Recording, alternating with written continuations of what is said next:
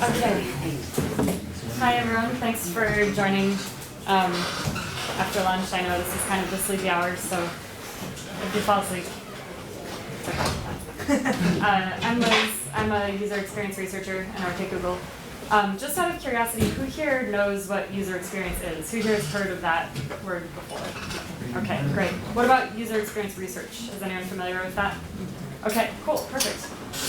So this is way different from the talks that we heard this morning. I'm not a developer. I actually don't know like any programming languages at all. Fortunately, I don't need that for research. So yeah, this is going to be a totally different lens. I'm going to spend a lot of time talking about research methods, kind of what I do in my day-to-day at work. And then maybe just some things for you to consider as you're going forward and developing all of these wonderful products that you're all working on. It's been really fun talking to people too, because everyone here is just like such a wonderful innovator, and everyone has all these wonderful ideas on how to solve these problems that exist in the world today. So it seems like everyone has kind of already gone through the like early phases of identifying the problem, identifying the user need, and then coming up with a solution that works for people. So I'm just going to talk about how we do it at Google and how I do it in my job every day. So just a little bit of background about me. I have degrees in psychology, and then I started actually working at UC Davis, which is in California, studying Parkinson's disease. And then I eventually moved into human factors, which is a similar field to UX research, but it's slightly different. I was doing a lot of medical device usability testing, and now I'm working as a UX researcher. So, okay, so for those who are not familiar with UX research, here is a stock quote that I got off of the website usability.gov. This is a really good website if you're interested in learning more about UX research. I'll try to reference it again at the end of the talk. But on this site, you can find a lot of information on what research is, research best practices. There's templates if you want to rely on those. But research focuses on understanding user behaviors, needs, and motivations through observation techniques, task analysis, and other feedback methodologies.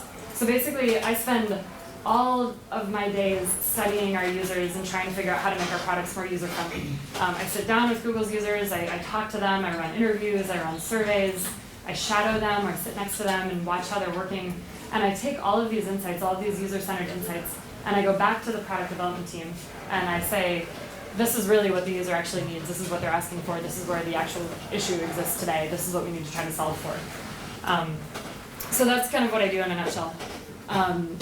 Okay, so if you have this wonderful idea, this new app that you're working on that's going to solve all of the world's issues, then you might be wondering at this point, okay, well, when should I do research? So the answer is at basically every stage of the development cycle, there's an opportunity to get feedback from the users, to do user research.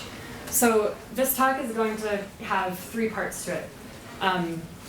And I'm going to talk about foundational research techniques for while you're in the process of building your app and getting ready to launch your app, and then some evaluative research techniques for after your app is live, how you can make sure that it's working for users and how you can look for opportunities to make it even better than it actually is.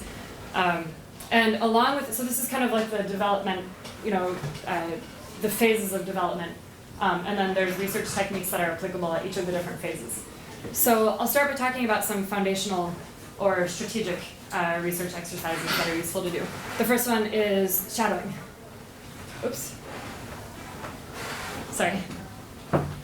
Something is out of whack.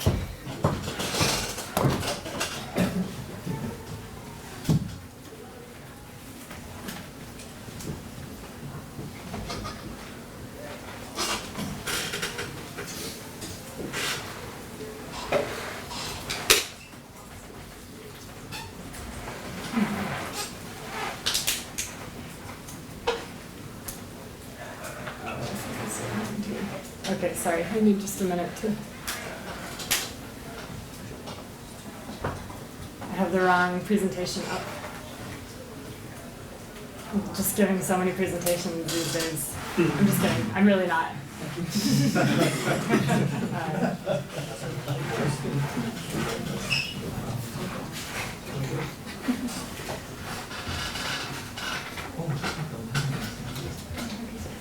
That's